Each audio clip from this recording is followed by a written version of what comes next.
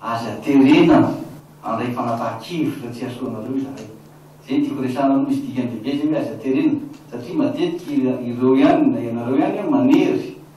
satria ny fiaraha-mientana ny vahoaka malagasy ilaitsika fa tsisy toerana saza nireny intsony eo. Hitatsika azy efa resana aza terenina tsy sangisangy mihitsy akoa nataotsika eto.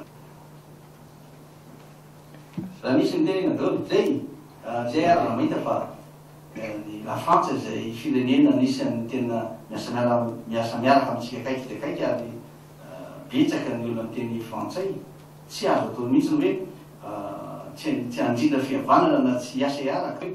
rerenareo frantsay koa anie rehefa tafavoaka sy mandroso Madagasikara lany izy io tianareo mpanao gazety mba aseho tsara hoe tena misy fitiava-tanindrazana tena mahamenatra tena za tena izy na hitan'le gazety dia nitehiriziny tany zay ny tiako resana dia misaotranareo tonga mitsena ary mino aho fa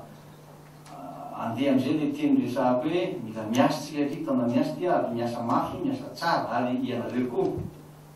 ianareo na présiden'ny institution na parlement ny ministre na ny mpanao gazety na ny maire mba samy miezaka daholo manao zavatra ampandrosoana Madagasikara satria sika ny tena tokony andraikitra voalohany fa tsy hanao fangalam-pery lava eto akory.